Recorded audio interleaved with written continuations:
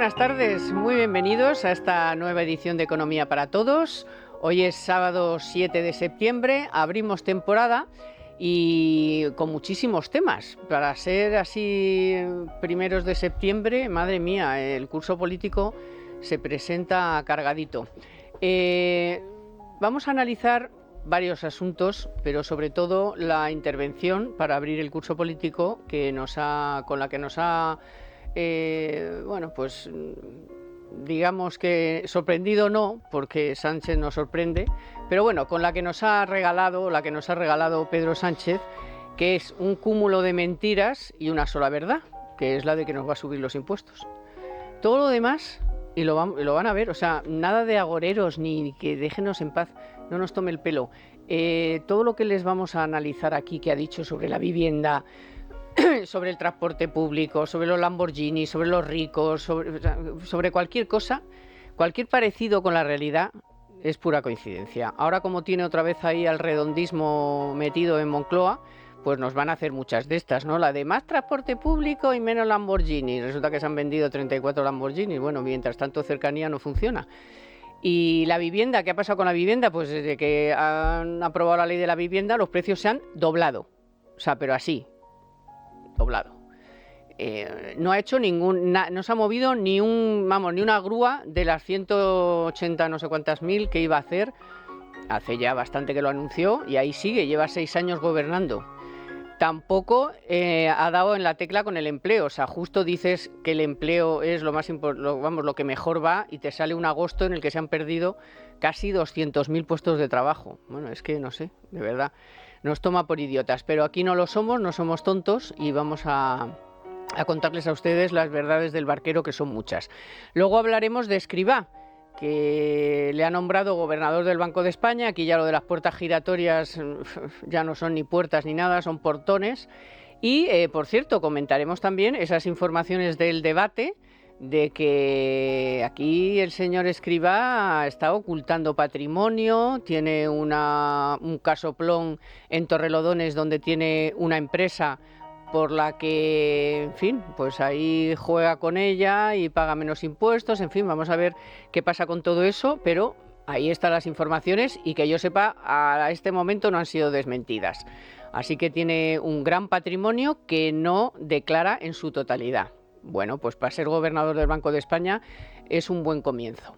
Así que bueno, vamos a hablar también del sustituto, porque tiene narices que Óscar López ahora sea ministro. Claro que como no piensan gobernar ni piensan aprobar nada, pues qué más da. Puede ser Óscar López, puede ser hasta Pachi López, pues el ministro cualquiera, pues qué más da. Si el caso era quitárselo de la Moncloa. Vamos con todo esto y mucho más en esta primera edición del mes de septiembre. Y para abrir septiembre, pues madre mía, pues Beatriz García, muy buenas. ¿Qué tal? Muy buenas. Y Manuel Llamas. ¿Qué tal, Carmen? Muy que buenas. Ya también ha arrancado el curso a tope. Ahí estamos, en la trinchera, combatiendo Exacto, el rojerío que nos rodea. Y todas las mentiras estas que nos dicen todos los días y encima agonías tenemos que aguantar, que somos, no te fastidia. Ya tuvimos que aguantar a Zapatero cuando nos decía de todo, hasta antipatriotas y todas esas cosas que soltaba por la boca, y luego resulta que ¿qué pasó? Pues que lo que pasó. Bueno, total, que supongo que estáis empapados de Sánchez. Sánchez ha abierto el curso diciendo cosas, diciendo chorradas como la del transporte público de los Lamborghinis, que es donde quiere que nos fijemos, pero ya lo vamos a dejar como anécdota, porque nos vamos a ir a la realidad, que es que ni hay limpieza en ese partido, ni hay cohesión territorial, ni va bien el empleo, ni va bien el crecimiento, la única verdad que ha dicho, como digo, es que nos va a subir los impuestos. Eso es una evidencia, y que de cohesión territorial nada, que no sé cómo lo veis vosotros, vamos, yo veo que aquí con el concierto catalán lo que va a haber es pues muchísimo menos dinero, si es que hay algo, para el resto de comunidades autónomas, y que van a por Madrid a saco paco. O sea, ya no puede ser más la guerra que tienen contra Ayuso, que le va a costar el puesto a Lobato, que ya ves tú. Pues sí que da igual, ahí aunque pongas a la chochona no vas a conseguir nada. Pero bueno, no sé cómo lo veis vosotros. Vamos, si queréis, un apunte general y luego vamos a ir desgranando los distintos temas para que veamos pues qué ha hecho en cada... y qué es lo que promete que luego no lo hace. No sé, Beatriz, ¿cómo has visto tú así las generales de la ley de un presidente que se ha tirado todo el verano de veraneo? Eso sí que es un veraneo de los de antes, ¿eh? Con jet privado, volando en jet privado, ¿eh? Por supuesto, es un poco incómodo, por lo visto, ha dicho Cuerpo el del Falcon. Que es un poco incómodo el Falcon, pero se ha tirado todo el mes por ahí, le ha dado igual si ha venido más inmigrantes, menos, si en Canarias no pueden más, o sea, todo, ¿no? Y ahora va y viene aquí Tom Moreno y nos dice... Y viene con hambre de dinero ajeno. Debe ser que no ha comido bien estas vacaciones, pero mira que me extraña. Necesita dinero del contribuyente y es básicamente la clave del discurso que dio hace unos días. Y bueno, una declaración de intenciones, una declaración de guerra, podemos decir, al ahorro, a la inversión, a la riqueza. Y bueno, pues también un avance del expolio fiscal que nos tiene preparados, porque no ha sido suficiente haber recaudado 60.000 millones de euros más desde que llegó a Moncloa en impuestos, la agencia tributaria, que quiere más. Porque necesita dinero. ¿Por qué necesita dinero? Bueno, pues ya lo sabemos todos. Por el cupo catalán hay que cumplir con Cataluña y veremos qué hace con el resto de comunidades autónomas, si abre el grifo del dinero público, y también él dice que le va a dar dinero a todas las comunidades autónomas. ¿De dónde va a sacar el dinero? Sánchez puso el ejemplo de las cuentas bancarias, que además es un instrumento de ahorro, pues el más sencillo, el que tiene más del 95% de la población. Y sí, él se refería a los ricos, pero como no hay tantos ricos, de ahí no sacas. De ahí no sacas lo que tienes que sacar. Y si nos vamos también a los datos de recaudación de este año, vemos que es que lleva otro récord también, hasta junio, 11.000 millones de euros más este año con respecto al año pasado. Se está cerrando récord en récord de recaudación y no le parece suficiente, porque tiene mucho donde repartir. Calculaba Fedea hace recientemente un informe de que Cataluña iba a quedarse con 13.000 millones de euros más de los que da ahora al Fondo Común. Pues es que Sánchez lleva ya 11.000 extra recaudados, o sea, casi le da para pagarle a Cataluña y todavía quiere más impuestos. ¿Dónde puede poner en foco? Pues en las rentas del capital, también a lo mejor en las rentas del trabajo. Luego le mandamos a Europa hace más de un año, hay que recordar, una promesa de subida fiscal con impuestos medioambientales, revisión de IVA, que es subir el IVA, sino poner productos que están menos gravados al tipo general, incluso un tipo de lujo extra. O sea, el gobierno tiene muchos planes y no olvidemos su gran incoherencia, que a mí me parece la mayor incoherencia de Pedro Sánchez, y mira que, es incoherente desde que se levanta. Pero en este caso, ¿cómo puedes presumir o prometer que le vas a dar federalismo a Cataluña y pedirle a Madrid centralismo, quererle secuestrar el patrimonio, quererle secuestrar el impuesto de sucesiones y decirle tú a la Comunidad de Madrid a cuánto tienen que tributar las herencias? Es una locura, vamos, es que yo no, o sea, no entiendo cómo un votante socialista puede tragar con esto, con una región que es la segunda región más rica de España, que lo que quiere es no compartir el dinero con las más pobres. O sea, es un sinsentido hasta ideológico y es que podríamos decir moral. Bueno, es que de moral andan regular, sobre todo Sánchez. No saben lo que significa esa palabra, ¿no? La desconocen por completo y desde luego no la aplican. A ver, a mí me ha parecido muy preocupante cómo ha arrancado el curso y el discurso político-económico del presidente del gobierno, porque yo lo resumiría en cuatro puntos. Más mentiras, porque empezó el discurso diciendo que su gobierno es limpio, un gobierno en el que familiares directos del presidente del gobierno, como su mujer y su hermanísimo, están imputados. Ya no digamos el caso Ábalos, que Ábalos no era un ministro cualquiera, era su mano derecha dentro del partido y su mano derecha dentro del gobierno en la primera parte de la legislatura. Por lo tanto, más engaños y más mentiras, muchos más impuestos, a pesar de que España ha sido el país donde más se han subido los impuestos en los últimos años. Desde el año 2019 somos líderes en incremento de la presión fiscal. Ningún otro país de Europa ha subido tanto los impuestos como España. La presión fiscal en España ha aumentado 3 puntos porcentuales sobre el PIB frente a la media de la Unión Europea, que ha sido de 0,1 puntos. Es decir, en España han subido los impuestos 30 veces más que en el resto de la Unión Europea. Tercer punto, más socialismo. Y para mí el más socialismo se va a reflejar en el mercado de la vivienda. Como bien comentabas antes, Carmen, la ley de la vivienda que ha aprobado este gobierno ha resultado un fiasco. La vivienda sigue subiendo, el mercado del alquiler está hecho unos zorros. ¿El gobierno va a reconocer su error? No. ¿Qué dice? Que la culpa es de los especuladores, que la culpa es de los fondos buitre, que la culpa en definitiva es de los propietarios. Por lo tanto, mucho cuidado porque van a incidir en el error. Y por lo tanto, vamos hacia una situación de mucho más socialismo, de mucho más intervencionismo. Y por último, desigualdad ante la ley. Porque el cupo vasco no, el cupo vasco y el cupo navarro también. Pero el cupo catalán, que es el que está encima de la mesa, supone un quebranto absoluto del principio básico de igualdad ante la ley, porque al menos constitucionalmente está reconocido el régimen foral de País Vasco y Navarro, pero no está reconocido ningún régimen foral de Cataluña. Cataluña pertenece al régimen común de financiación de comunidades autónomas y va a romper ese principio esencial, y el agujero que va a generar en las cuentas autonómicas va a ser de órdago. Bueno, a esas cuentas que decía Beatriz de FEDEA de los 13.000, hay que contraponer otra cifra que está ahí encima de la mesa, que piensa que a las comunidades autónomas les va a dar 400 millones.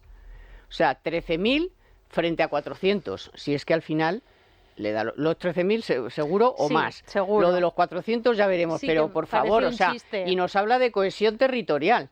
Y luego, ojo con la vivienda, efectivamente, porque al que ha nombrado jefe de gabinete, que es la mano de Redondo, ¿qué dice por ahí por sus conferencias? Que si las casas vacías... La redistribución de la riqueza... Que si aquí hay muchas casas vacías... Cuidado con las casas vacías, que veo ahí una mano negra. Eso es la gran falacia, lo de las viviendas vacías, que ya, estamos hartos de contárselo a los socialistas. Es que las viviendas vacías están en lugares donde nadie quiere vivir.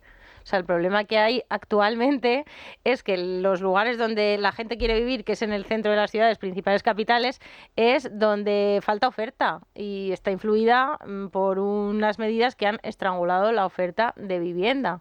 O sea, eres tú el que has estrangulado la oferta, hay un desequilibrio y lo que necesitamos son más viviendas donde la gente quiere vivir. En los sitios de la España vaciada, ahí sí que sobran casas, o la gente las tiene cerradas, o las casas son inhabitables, como muchos estudios que se han hecho, y no está en el mercado. Y bueno, solo faltaba que alguien no pueda tener su casa cerrada si le da la gana, que para eso es suya. Exacto, es que no cuentan con que vamos a ver segundas residencias, que eso le llama vacío, que está, claro, hay 9 o 10 meses que están vacías, pero son de alguien. O sea, las casas son de alguien. Da igual que sean vacías o llenas, sí. O sea, siempre son de alguien. Y entonces hace con su casa lo que le venga en gana. Pero ojo, porque a mí ese discurso de que se ha ideado mucho estos días, porque es ya la mano derecha de Sánchez y es el que le va a guiar en todas estas idioteces de que si los Lamborghinis y las tal... si funcionara Cercanías, y decir eso en un momento en el que Cercanías Madrid ha tenido en un año casi 800 incidencias, que hemos estado todo el verano contando las que se han organizado, no ya solo en Chamartín, sino en Chamartín, en Atocha, sí. A mitad de camino de Andalucía, a mitad de camino de no sé qué, o sea, la gente rompiendo cristales, los cristales porque se asfixiaban para respirar, para poder respirar, o sea, y eso continuamente, y todos los casos continuos de retrasos, que tampoco vas a contar porque es todos los días algo, de hecho cambiaron el tiempo en el que si se retrasaba te tenían que dar un porcentaje del billete, o sea, porque, a ver, de media hora a hora y media, pues está claro que no tiene ninguna confianza. Bueno, y siendo así el verano, dice el tío que más transporte público y menos Lamborghinis. A mí es lo que más me aterra del discurso. Y cuidado con las cuentas, Sí. Las cuentas de esas que te dan para 100 vidas. que Sí, también decía. sí. Claro, cómo vamos a vivir, porque cada vez, o sea, la clase media cada vez se está empobreciendo más, que además era llamativo que decía que quería proteger a la clase media. El Estado no tiene que proteger a la clase media, tiene que proteger a quien no puede comer y no se puede mantener, pero a la clase media, si tú tienes una clase media consolidada, el Estado no Con te tiene que dejarnos en proteger paz, de nada. No, dejarnos en paz. O sea, dejar en paz a la gente. Bueno, ¿qué es clase media? Yo, Claro. simplemente por situar un poco el tema, es que aquí el PSOE también está redefiniendo los conceptos. Entonces, para la ministra Montero, la responsable de Hacienda, clase media en España es el que cobra el salario mínimo interprofesional. Eso es clase media en España. Claro, o sea, claro. mil y pico euros. Eso es clase 30.000 media. euros ya es rico. A partir de 30.000 euros, Ya eres rico. Eres de estos rico. de las 100 vidas. Y eso es, bueno, y eres rico, para Hacienda eres rico porque el sablazo que te pega Hacienda a partir de los 35.500 euros es del 38%. Se queda casi el 40% de lo que ganes a partir de 35.000 euros. Eres rico para Hacienda. Entonces, esto es síntoma, junto con lo que tú estás comentando, Carmen, del mal funcionamiento de los servicios públicos, del transporte público, es síntoma, hay que hablarlo claramente, es síntoma de tercermundialización. Nos estamos empobreciendo a pasos agigantados. Cuando un país empieza a registrar problemas graves en el funcionamiento de algo tan básico como el transporte público, malo. Empieza a preocuparte porque eso es algo muy propio y muy normal en países como la India, como Argentina durante estas últimas décadas de empobrecimiento, como Venezuela, como muchos países hispanoamericanos, muchos países africanos, en general, países ricos. Cuando Sánchez habla de menos Lamborghinis y más transporte público, es una falacia en sí mismo, porque un país como Suiza tiene Lamborghinis, los ves por la calle cada 2 por 3, porque es un país rico donde la gente es rica, gana mucho dinero. El sueldo medio en Suiza, sueldo medio, son 7.000 euros al mes, sueldo medio, y el transporte público funciona a las mil maravillas. Esa es la clave del asunto. Lo más perjudicial, lo más preocupante del discurso de Sánchez es que aplica la técnica o la teoría comunista de toda la vida, que si hay pobres es porque hay ricos, que la culpa de la pobreza es porque hay riqueza, cuando la economía, y ese es un principio básico de economía de toda la vida, es que la economía no es un juego de suma cero. Si uno gana, no gana a costa de otro, sino que cuando una sociedad se enriquece, todos se enriquecen. La riqueza no está dada, la riqueza no es un pastel que hay que repartir, la riqueza hay que crearla. Y este gobierno se dedica a destruir riqueza, por eso cada vez somos más pobres. Bueno, y luego, porque una cosa es que encima no funcione el transporte público, pero tampoco puedas usar el coche. O sea, ¿cuánta gente va a tener que dejar de sacar su coche? Porque si es del año no sé qué, oiga, es que no me he podido comprar otro en todos estos años en los que usted me ha sableado, y han subido los precios y tal. O sea, no, es que encima ni el transporte público ni tu cochecito. No, el Lamborghini, si se vendieron 34 coches de esos, creo que hay 400 y pico desde que está Sánchez. En los últimos 10 años se han vendido 248 Lamborghinis. Y pico, la marca más vendida de España es el Dacia, que es un coche baratito. Sí, pero no todo el mundo se ha podido comprar un Dacia. O sea, la gente sigue, de hecho, el parque automovilístico no sigue envejeciéndose.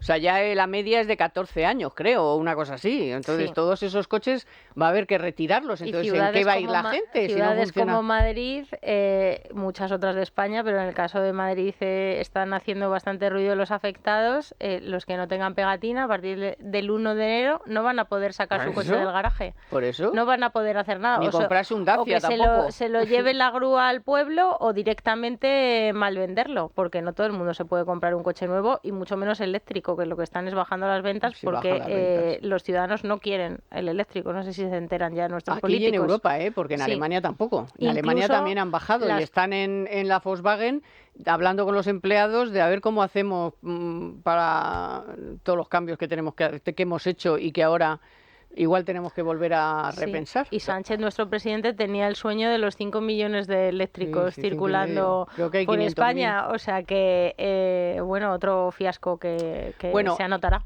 Otra de las cosas de las que habló, pero vamos a hablar ahora después de una pequeña publi, es de el crecimiento y el empleo, por supuesto, que eso va como un cohete. Cuando cuentas con la mejor vuelta al cole, pues es normal que tengas ganas de volver. Por eso en el Corte Inglés tenemos las mejores ofertas en deportes para que empieces este curso con mucho ritmo, como un 30% de descuento en una selección de textil infantil de Puma, Under Armour, Champion y John Smith, y los chándales de Boomerang de niño o niña a 24,95 euros. Hasta el 30 de septiembre, la mejor vuelta al cole solo en el Corte Inglés, en tienda, web y app. La verdad es que eligió un mal día para hablar del empleo, porque claro, o sea, es que acababan de salir el día anterior los datos de que no es que me río porque me da tristeza tener que estar así continuamente, pero es que, o sea, alguien te tenía que haber pasado un poco, hombre, sé un poco más prudente, no te lances tanto a la piscina. Crecimiento, han salido los datos de Eurostat de los últimos 4 años y estamos en la parte baja de la tabla de 27, o sea, vamos a ver que el mes pasado, el trimestre pasado creciéramos un 2 que aquí que esto no la primavera no la hace una flor. O sea, vamos a ver qué vida estamos llevando desde que usted está ahí y hemos empeorado en todo. O sea, estamos peor que nadie, más pobres, más niños pobres, más impuestos, menos crecimiento. Nos ha costado más salir de todo. ¿Por qué? Porque tenemos más deuda pública, más todo. Si es que, no sé, de verdad, o sea, el empleo. Pero si es que el empleo, lo que se ha convertido el empleo es en por horas, en precario, en fijo discontinuo que te mandan para casa, que está muy bien, mejor que en el paro, pero es que luego no cuentas en el paro, o sea, es todo como un dislate.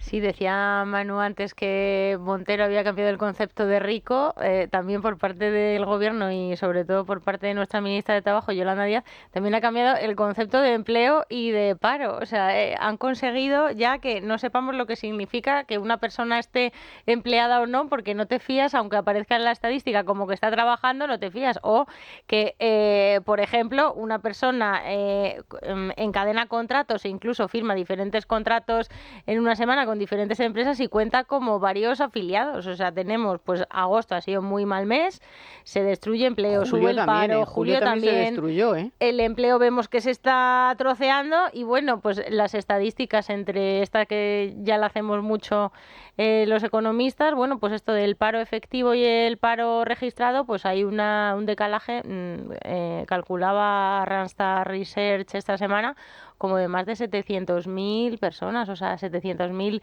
parados que estarían escondidos bajo la alfombra o el maquillaje de empleados. Por eso siempre recordamos en este programa, desde que nos advirtió Pepe Raga, del asterisco que Eurostat pone en España cuando habla de paro y empleo, claro. Porque dice, ojo, las cifras están maquilladas. No sé, esto es... no sabemos. Hombre, aquí en realidad, ¿cuál es la cifra? Sí. Que han cambiado el concepto. Una vez más, la importancia del significado de las palabras. Cuando tú cambias y eliminas lo que antes era empleo temporal por un empleo indefinido, pero... O sea, un contrato indefinido, pero que no es indefinido en ningún caso, pues estás pervirtiendo el significado de las palabras. Y las de 4 horas, o de tiempo parcial. Y estás contabilizando empleados o trabajadores que están en realidad en el paro porque no están trabajando, que son los fijos discontinuos cuando están en periodo de inactividad y que antes figuraban como parados y ahora no. Efectivamente. Y el que trabaja y el que tiene 2 trabajos, ¿ese es un cotizante o dos cotizantes? Es la España del pluriempleo. Claro, es que ya hay 800.000 personas que tienen un pluriempleo. Entonces, ¿eso cómo lo contabilizan? ¿Como 1 o son 2? La cuestión es que, y además eso... Y ni aún así salimos de ser el que peor datos ofrece. O sea, es que el peor de Europa. Ni con maquillaje somos capaces de las salir economías desarrolladas. Hay dos indicadores que para mí son relevantes. Uno, el que ha dicho Bea, que Randstad contabiliza como parados efectivos reales, pero que no se contabilizan en la lista oficial, que son esos fijos discontinuos en situación de inactividad, que son más de 700.000 que es un maquillaje estadístico claro, por lo tanto nos vamos a más de 3 millones de parados. Esa es la cifra real. El segundo dato, el tema del pluriempleo. Como no llega, como hay mucha gente que cada vez llega ahogada a final de mes y no le llega con un solo trabajo, o como bien comentas, Carmen, tienen un trabajo a tiempo parcial de 4 horas, tienen que encadenar otros empleos para poder completar. Y eso es otro síntoma de empobrecimiento. Pero ¿cuál es la realidad de la economía española? Datos que son indudables. España está a la cabeza del paro a nivel europeo, somos líderes de paro a pesar del maquillaje estadístico. Y en cuanto al PIB, si es que da igual que España crezca, el PIB español crezca un 2 o un 3% este año o el año que viene. La cuestión no es tanto si crecemos o no crecemos. La cuestión es que estamos estancados económicamente. Es decir, ¿cuál es el dinero, cuál es el nivel de riqueza que tiene el español de a pie? Y lo que reflejan los datos es que el PIB per cápita, es decir, la riqueza del país dividida por el conjunto de la población, porque es cierto que en los últimos años ha aumentado de forma sustancial la población como consecuencia de la llegada de inmigrantes, fundamentalmente. Pues bien, cuando tú haces esa operación y divides la riqueza del país y la divides entre el número total de habitantes, resulta que llevamos estancados casi 20 años. En estos últimos 20 años tenemos ahora mismo el mismo nivel de riqueza que hace 20 años. Han sido 20 años perdidos. Es decir, que han sido 2 décadas de estancamiento económico en realidad. Y si a ello le sumas que la inflación sigue creciendo por encima de lo que es el aumento salarial, pues la realidad es que nos estamos empobreciendo. Cuando el presidente habla de cohete, pues yo no sé dónde está el cohete, más bien es un transatlántico que se está hundiendo. Y mientras vemos que el mercado laboral está completamente, hay un desaguisado tremendo, vemos por parte de los que gobiernan que están fomentando políticas antitrabajo, o sea, que el trabajo mata, que hay que reducir las horas, que hay que trabajar menos, o sea, hay una campaña de cero esfuerzo y de no hay que trabajar y de vagancia que es tremenda, y eso tampoco ayuda, porque al final la gente lo que dice es, no, si yo trabajo poco, no, si yo, y luego si tú le pones la red clientelar que hay de subvenciones, pues al final sí que es verdad que hay mucha gente que podría trabajar y no trabaja porque está cubierta por el Estado. Pero y lo peor es que eso lo pueden materializar en una ley, que es trabajar menos y cobrar lo mismo. O sea, no es ya que sea un mantra que la gente lo maneja. No, es que lo está manejando y va incluso a ponerlo en una ley que se puedan trabajar menos horas. Que es obligatorio que el empleador te pague lo mismo porque tú trabajes menos. O sea, ya trabajaremos menos cuando seamos más productivos. Otra de los factores, otra de las variables que está también estancada en nuestro país, la productividad. Sí, bajando. Si reducen la jornada laboral... bueno, hay sectores, la peluquería, los comercios, la hostelería, hundidos. Porque claro, es que además, o sea, lo que pretende la ministra, y yo creo que lo va, todavía no se ha aprobado, pero está a punto de aprobarse. 2025 seguro, sí, Sánchez está encantado y convencido. El de Redondo, que le llamamos... está a favor. Está a favor. Sí. El nuevo jefe de gabinete. Y bueno, y como tenemos un presidente del gobierno que se ha podemizado por completo, ya compra todo el discurso y las medidas más desnortadas de la izquierda más radical de Europa. Pero efectivamente eso se va a aprobar, la reducción obligatoria de la jornada laboral sin reducción de sueldo. Bien, eso se traduce en un mayor coste laboral para el empresario. Es decir, que vas a trabajar menos, pero vas a cobrar lo mismo. Pues bien, eso significa una subida de sueldo. Porque a ti te pueden subir el sueldo de 2 formas. Te pago lo mismo y trabajar menos horas, claro, o trabajar te pago o trabajas las mismas horas y te pago más. Entonces, en este caso, van a aplicar esta medida, se va a traducir en un incremento de costes laborales. ¿Y en qué se va a traducir a continuación, tal y como se ha demostrado con la nefasta experiencia francesa? Pues que eso va a ir a continuación acompañado de un estancamiento de sueldos. Las empresas, al verse obligadas a reducir la jornada y mantener el sueldo, no va a aplicar subidas salariales en los próximos años. Los sueldos van a tender a estancarse. Y cuando vengan mal dadas, pues se va a traducir en la reducción de plantilla. Es decir, van a terminar destruyendo empleo. Y como además tienen más costes laborales, eso se va a traducir en una menor contratación. Claro. Es decir, que al final, a medio plazo, a 2, 3, 4 años, en cuanto se ponga en marcha esta barbaridad, los trabajadores van a cobrar menos de lo que cobrarían con el sistema actual y encima va a haber menos contratación, menos empleo e incluso más paro a la mínima dificultad, porque hay empresas que evidentemente no van a ser capaces de afrontar ese coste. Y si, por ejemplo, una micropyme, una pequeña pyme que tiene 5 o 10 trabajadores, que tiene que aplicar eso y le sube de repente los costes laborales un 15%... Y le baja la productividad. Y le baja la productividad. Con menos gente. ¿Qué va a hacer? Pues va a decir, mira, de estos 10 trabajadores, para poder compensar, me deshago de uno. Y uno se va a ir a la calle. O 2. Bueno, pues ahora, después de lo que os voy a contar de la mano de Banco Santander, veremos si el Banco de España nos va a regalar un informe sobre el impacto que pueda tener en la economía y en el empleo esta medida que va a llegar, porque es que ya si Moncloa está de acuerdo, o sea, el que ya está mandando ahí está de acuerdo, nos cae seguro. A ver si Escrivá es uno de los informes que encarga al Banco de España y a ver qué nos cuentan. Hablamos ahora de un asunto que creo que nos interesa a todos. Verán, cada vez es más frecuente que seamos atendidos en diferentes lugares por personas con discapacidad. Sin embargo, ¿saben que en España solo el 35% de estas personas en edad laboral se encuentran activas? Un dato que pone de manifiesto que la igualdad de oportunidades en el acceso a los estudios o al mercado laboral pues no está plenamente garantizado para ellos. Afortunadamente existen múltiples iniciativas para romper esta brecha. Una de las más destacadas es la que desde hace años desarrolla Banco Santander a través de la Fundación Universia, que está centrando su actividad en la mejora de la empleabilidad con un gran compromiso con el progreso de las personas con discapacidad y otros colectivos en riesgo de exclusión. Les doy unas cifras que lo dicen todo. Desde su creación ha invertido más de 15 millones de euros y ha concedido más de 3.400 becas. Y para continuar con esta labor ha lanzado la nueva edición de su programa Becas Fundación Universia para estudiantes universitarios con discapacidad matriculados en el próximo curso 2024-2025. Así que atentos, la convocatoria permanecerá abierta hasta el 7 de octubre.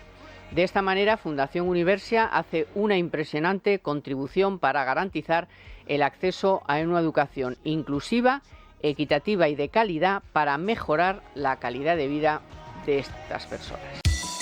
Pues hoy en la noticia telefónica vuelve un personaje muy peculiar, del que hemos oído hablar muchísimo, que es Mario Draghi, el ex primer ministro italiano, también ex presidente del Banco Central Europeo. ¿Por qué? Porque la presidenta de la Comisión Europea, Ursula von der Leyen, le encargó un análisis sobre el futuro de la competitividad de la industria europea.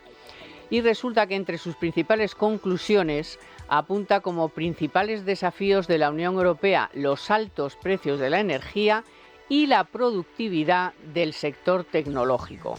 En opinión de Draghi, Europa se enfrenta a la necesidad de romper con frenos que considera estructurales el retraso en la capacidad de innovación, el aumento de los precios de la energía, la carencia de profesionales cualificados, la necesidad de acelerar rápidamente la digitalización y de reforzar urgentemente las capacidades de defensa comunes en Europa.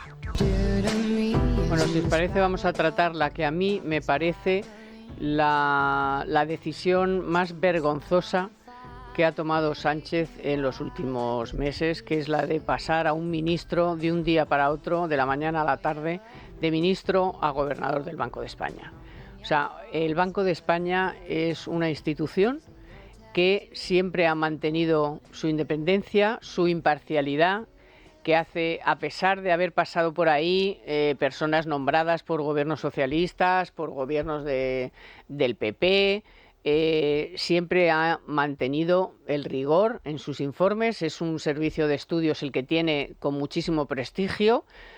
Y bueno, y a Sánchez se le metió en la cabeza, porque Escrivá también le debía de estar calentando la oreja continuamente, y al final ha dicho, venga, pues me paso por montera una ley más o menos no escrita, pero que siempre, excepto con Zapatero, habíamos llevado a cabo, que es, bueno, pues el que gobierna más o menos consensúa el gobernador, y el otro pues también consensúa el subgobernador, en fin, que es una institución que tiene que parecer y aparentar. Pero claro, después de lo que hemos visto de la Fiscalía y de todo. Ahora, bueno, ahora que dentro de poco veremos la CNMV y la CNMC, que también se pondrán al servicio, por supuesto, de Pedro Sánchez y sus intereses. Pero bueno, lo del Banco de España, yo no sé a vosotros, pero a mí me parece de un escándalo ya. O sea, que es que ya es tal escándalo que ya que me supera.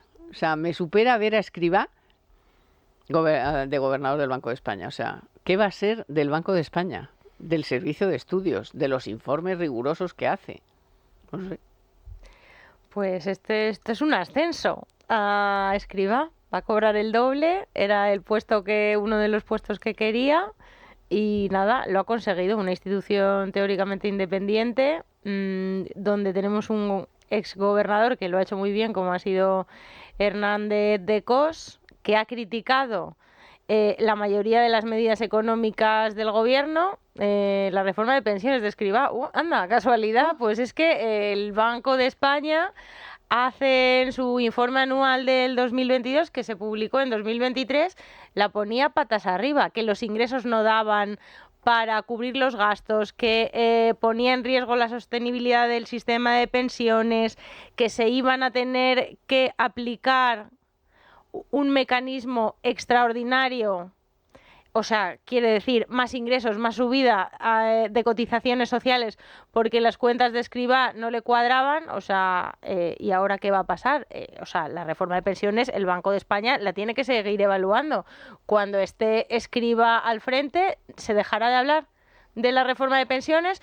O Escrivá, yo me pregunto, ¿se vengará de todos esos técnicos que le pusieron su decisión? Seguro que sí, Hombre, porque ya están preparados y hay bastante miedo. Que Escrivá además, tiene fama de ser muy vengativo, muy vengativo. Y él en el Banco de España ya, cuando estaba en el Banco de España, pues ya tenía sus amigos y sus enemigos. Y en el ministerio, Entonces, que se le han ido un montón de gente y a los que ha echado y que se han ido porque no lo podían soportar. Hablan pestes, hablan pestes de Escrivá como jefe. Pues su propia institución, que ahora está presidiendo, le pedía que fuese más riguroso, más transparente, más serio en sus números, y ahora mismo pues llegará como llegará, arrasando. Es que entonces, sobre todo, una cosa es que Escrivá se vaya a vender o no a Pedro Sánchez, que probablemente lo haga, pero bueno, siempre puede haber una sorpresa, una traición. De repente nos encontremos con un informe que dice que el SMI destruye empleo, como ha hecho ya el Banco de España.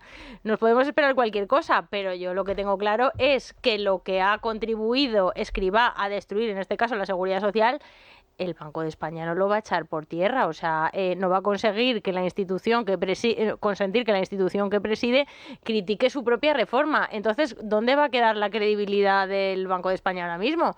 Porque es que todas las instituciones están colonizadas. Ya esta es la última. Ahora mismo, así en economía, es que creo que nos queda la AIREF. No, y queda la CNMV y la CNMC. Sí, la CNMV y la CNMC seguramente... Bueno, Sánchez se las ofreció al PP como una especie de intercambio de cromos. Ya no ofrece nada. Pero ya no ofrece nada. Lo quiere todo. Entonces, sí, pues eso, pues que la AIREF de momento tiene una directora independiente, pero a ver lo que nos dura. Bueno, del CIS de Tezanos al Banco de España de Escrivá. Sí. Hay dos formas de escalar en una organización o de escalar profesionalmente, que es haciendo las cosas bien, trabajando duro, a base de esfuerzo, a base de mérito, a base de horas, a base de talento, a base de sacrificio, o con malas artes, que es a base de peloteo y es a base de mentiras. Y para mí, el ministro Escrivá es un vendido. Y de incoherencias, porque sobre todo lo que tú has pensado, has escrito, los informes que has hecho cuando estabas en la AIREF y antes también. O sea, todo eso lo ha tirado por la borda. Mentiras, engaños. Escrivá, hay que recordar que Escrivá, que efectivamente es técnico de funcionario del Banco de España, pero luego tuvo una parte de su carrera profesional como economista y demás, que fue jefe de estudios de BVA, una entidad de gran prestigio, etcétera, y de ahí, por cierto, fue Rajoy el que lo nombró para dirigir la AIREF. Y ahí tenía un prestigio y tenía una credibilidad. Por eso digo que para mí Escrivá es un vendido, porque por escalar profesionalmente, porque él tenía en su cabeza ser ministro. Entonces, lo podía hacer por mérito o lo podía hacer, como digo, por malas artes. Seguramente si hubiera seguido Rajoy en el gobierno, bueno, no sé hasta qué punto le hubiera ascendido como ministro. Pero habiendo hecho las cosas razonablemente bien en la AIREF, con perfil técnico, podría haber sido ministro. Pero lo cierto es que se vendió en la última etapa al PSOE para lograr esa cartera. Y una vez que logró un ministerio muy importante, como es el de la Seguridad Social, que es el que maneja, el que gestiona más presupuesto público de España, porque las pensiones son 200.000 millones de euros al año, y algo tan importante como las cotizaciones sociales, y después de haber hecho una auténtica escabechina, porque ha sido el peor ministro de la Seguridad Social de la historia de este país, ha destrozado por completo la viabilidad del sistema público de pensiones. Se supone que tenía muy claro lo que había que hacer. Ya. Pues hizo justo lo contrario. Pues exactamente. Por eso digo, es decir, después de traicionar sus principios, hacer una reforma que no hay por dónde cogerla con el único fin de contentar a su jefe, ¿a cambio de qué? A cambio de esto. Sí, porque cambio de ser gobernador del Banco de España. Aquí tendríamos que estar hablando de seguramente toda la vida laboral, tener en cuenta para la pensión toda la vida laboral, como él pensaba, sí, y como él escribió, que luego dijo, no, es que no me cabía en la cajita que me habían dejado en el papel y tal. Bueno, pues trabajar más, hacer mucho mejor lo de la compatibilidad de trabajar y cobrar la pensión, porque al final está pasando, y hay datos por ahí, el 60% de las empresas no saben cómo van a cubrir las bajas de la gente que se jubila, porque no hay, no sé, hay mucho paro juvenil, pero o no preparamos a los jóvenes para los trabajos que se van a quedar vacantes en 60% de las empresas, que es que no son ni una ni dos.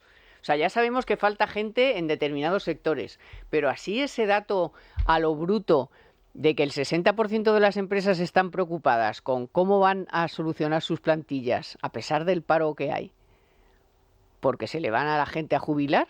O sea, claro, todo el baby boom empieza, ya han empezado, de hecho. Todos ellos ya se están jubilando y al final no hay gente preparada para cubrir esos puestos. Hay escasez de personal, un poco lo que comentábamos antes. Hay en muchos sectores falta personal. Hay empresarios que se las ven y se las desean para lograr cubrir determinados puestos. Pero, oye, estamos hablando de cafeterías, y de restaurantes, bueno, pero de bares, y de sector servicios, y de sector dos tecnológico. Opciones. Hay de todo. Tienes dos opciones. O formas a la gente para lo que hace falta, o dejas que esa gente, la que quiera, pueda seguir trabajando y cobrando la pensión. Claro. ¿No? Sí, eso sería una opción, y también, bueno, que los jóvenes ya un poco de responsabilidad individual de formarse en carreras que no demanda el mercado. Claro. O sea, fíjate un poco qué es lo que está demandando el mercado, y a lo mejor pues ciertas carreras de letras te tienes que replantear muy mucho si te quieres formar, porque es que el derecho al trabajo, tú tienes derecho a trabajar, pero no a que te den el trabajo que tú quieras. Y luego para eso, crea tu propia empresa. Y que hay un gran desincentivo para trabajar, que son muchos los empresarios que te explican cuáles son sus problemas del día a día, y que resulta que para cubrir determinados puestos pues se presenta gente, les dicen si le interesa el trabajo, muchos dicen que no porque prácticamente ganan lo mismo que con la prestación o con la paga. Cuando uno acepta el trabajo está ya calculando cuántos meses tiene que estar trabajando para luego poder seguir al paro y cobrar la prestación. Después hay mucha gente que, aprovechándose de lo mal que funciona el tema del sistema de bajas en la seguridad social, en la sanidad pública, se coge una baja cada 2x3 y tampoco va a trabajar. Es decir, que también hay grandes desincentivos para trabajar, porque bueno, esa red que comentabas comentaba antes Beatriz, de las paguitas, de las subvenciones, de las prestaciones, etcétera, pues suponen un gran desincentivo para trabajar. Claro, ¿cómo es posible que haya cantidad de sectores con puestos vacantes y al mismo tiempo haya cerca de 3 millones de desempleados?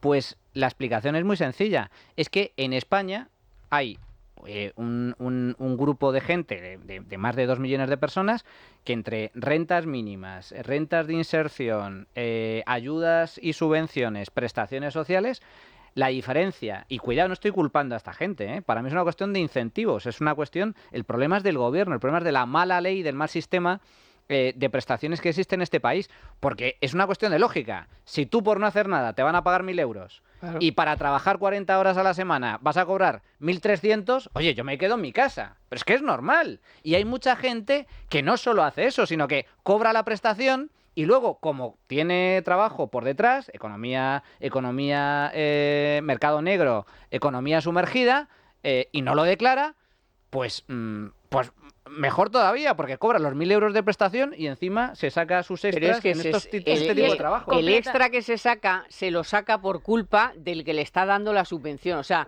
el que está abultando el mercado negro y la economía sumergida es el propio gobierno, con este planteamiento de dar a la gente dinero sin hacer nada. Lo incentiva, claro, porque lógicamente tú no vas a declarar un trabajo en negro porque es que automáticamente pierdes la prestación. Claro, te quitan la prestación. Oiga, no, usted no tiene derecho a prestación, tenga un trabajo en blanco, hombre.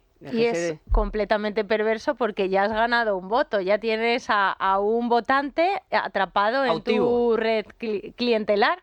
Y si a todo esto le sumamos que por parte del gobierno se fomentan este tipo de formas de vida y se fomenta también más aumentos a los costes laborales de las empresas, como es próxima subida del SMI, que vendrá también en 2025, por otro lado, el trabajo que ha dejado Escrivá en la Seguridad Social, más cotizaciones sociales el 1 de enero de 2025. Es que tener una empresa es un suplicio en España y cada vez va a ser más duro generar empleo y generar riqueza, porque no te lo están poniendo nada fácil, todo lo contrario.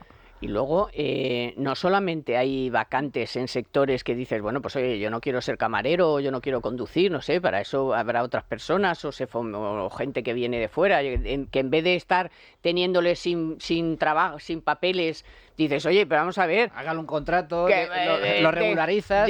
Déjate de que como no tienes papeles, no tienes contrato, no tienes papeles, si estamos necesitando gente. Y sin embargo, luego se quedan 100 y pico mil, casi 200.000 puestos de trabajo tecnológicos de futuro, vacantes también. Hombre, pero es que, a ver, dime tú, Carmen, porque, a ver, hay dos formas, el tema, y esto además engancha con el tema de la inmigración. Efectivamente, ¿cuál es el problema, uno de los problemas, hay muchos, de la inmigración en España? Que básicamente lograr entrar en España de forma regular, de forma legal, es un suplicio. Uh-huh. Es muy complicado. Muy complicado que te homologuen estudios, es muy complicado que te contraten en origen y que luego puedas entrar de forma regular.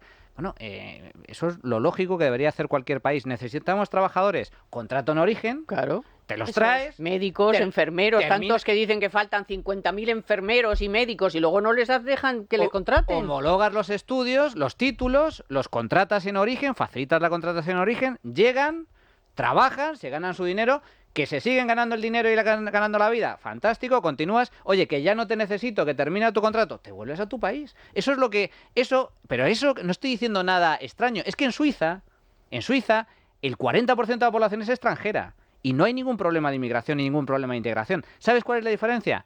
Que es que en Suiza solo te dejan estar en Suiza si estás tienes un trabajando. Claro. Y si no tienes trabajo y no tienes nacionalidad suiza, a la calle. ¿Qué es lo que va a hacer ahora Alemania? Que usted por sí mismo no es capaz de... Olvídese ya de las subvenciones. ¿Usted es capaz de sobrevivir? ¿Sí? ¿No? Pues ahora, fuera. Claro, pero tiene el caballo de Troya ya dentro del país. O sea, Alemania lo va a tener muy difícil. Sí, pero bueno, por lo menos empieza a ver un poco que las cosas no pueden ser así. O sea, que tú no puedes tener a 1 millón y pico de personas ahí subvencionados en tiendas de campaña, en sitios apartados, todos ahí sin hacer nada. No, bueno, sin hacer nada, pero con un dinero. No, vamos a ver, vamos a poner un poco de orden. Y otra cosa, usted no puede traer a su familia si usted no es capaz por sí mismo de llevar una vida normal, de tener un trabajo, de sobrevivir. Pero de ahí la importancia de que se cumplan las leyes. En Suiza solo hay una forma de entrar, que es de forma regular. De forma irregular, como te cojan, fuera, te expulsan, te ponen en los Alpes, allí, en la fronterita, y fuera. Entonces, eso es, usted es irregular, irregular es ilegal. La montaña, como los de... Exacto. Irregular es ilegal. Usted es ilegal, que ha entrado en este país ilegal, que ha cometido un delito en la fronterita y fuera. Ahora, inmigración legal, fronteras abiertas. Usted tiene un contrato de trabajo, bienvenido es. Deja de tener trabajo, fuera. Y en España sucede justo al revés. En España es imposible la inmigración legal y regular porque es imposible contratar en origen y prueba de ello, te lo dicen un sector tan básico como el sector primario, agricultura, ganadería. Necesitan miles de trabajadores para las distintas campañas de recogida de aceituna, recogida de fresa, etc. Bueno, se las ven y se las desean para poder contratar en origen. Bueno, pues en España sucede lo contrario. Contrato en origen, inmigración regular y legal, nada, imposible. Entonces, lo que hacen en este país es el mundo al revés. Que la gente entre de forma ilegal. Fronteras abiertas para que lleguen decenas, cientos de miles de inmigrantes ilegales. Pero luego hay un problema.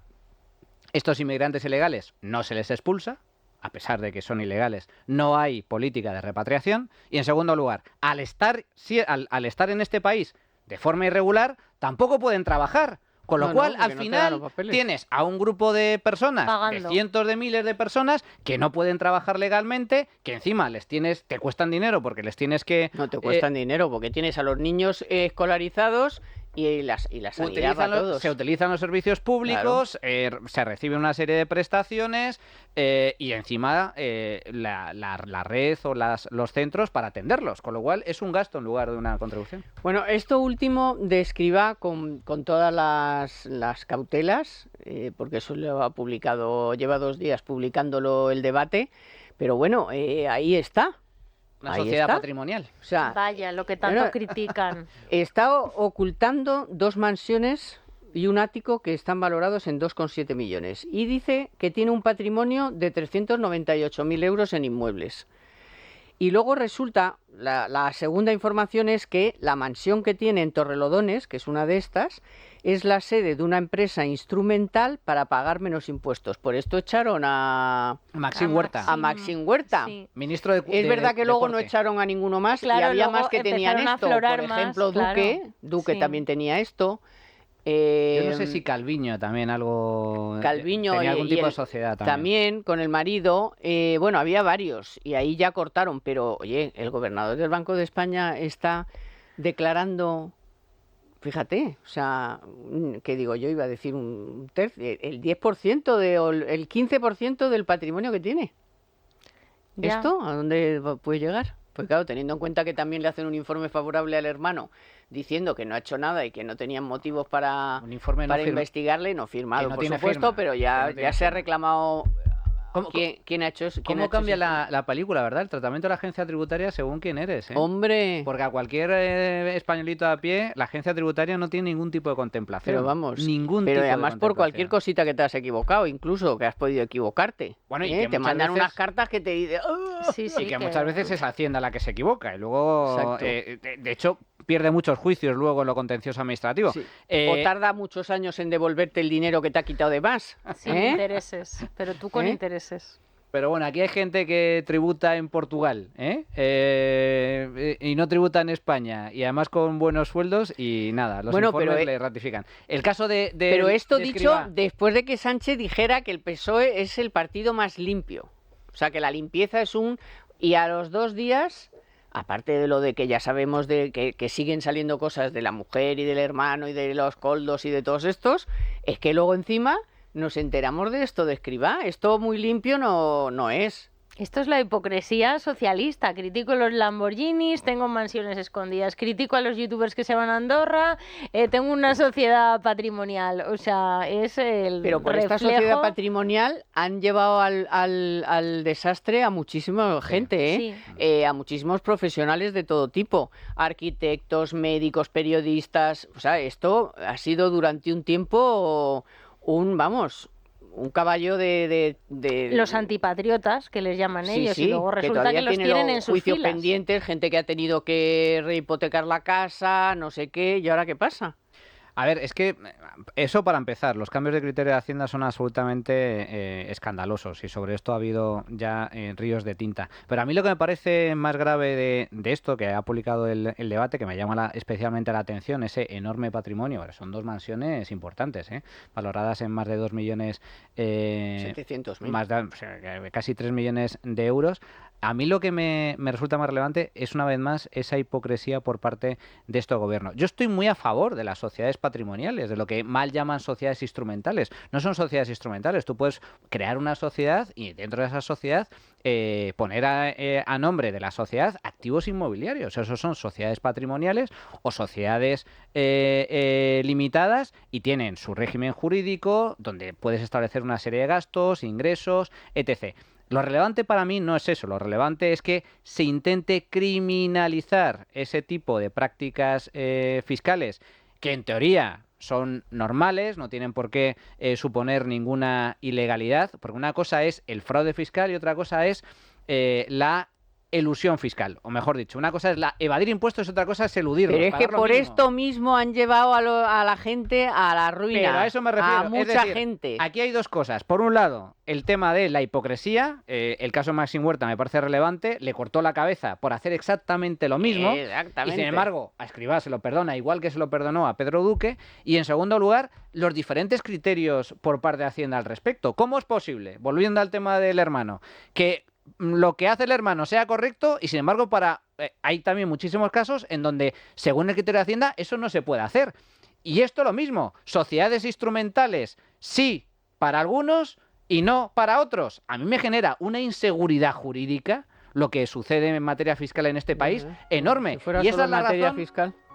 Por la cual mucha gente también se va de España, que no solo por pagar muchos impuestos ni porque te atraquen, sino porque no sabes a lo que atenerte. Una completa indefensión. Porque esto de las empresas estaba admitido hasta que un día necesitaron dinero y se lo cargaron. Eso es. Bueno, Beatriz, muchísimas gracias. Muchísimas gracias a vosotros. Y bienvenida de nuevo. Gracias. Manuel Llamas también. Un placer, Carmen. Mañana domingo, otra vez te podemos escuchar en La Trinchera. Hoy ha estado en la producción, como siempre, ya Naya Pertusa y a los mandos técnicos Luis Alonso. Vosotros también, compañeros de Libertad Digital Televisión, muchísimas gracias. Ya estáis de vuelta también y así que ya pueden ver el programa cuando quieran en televisión y, por supuesto, a cualquier hora en el podcast. Nosotros volvemos el próximo sábado con mucha más información y mucho mejor análisis. Que tengan buen fin de semana.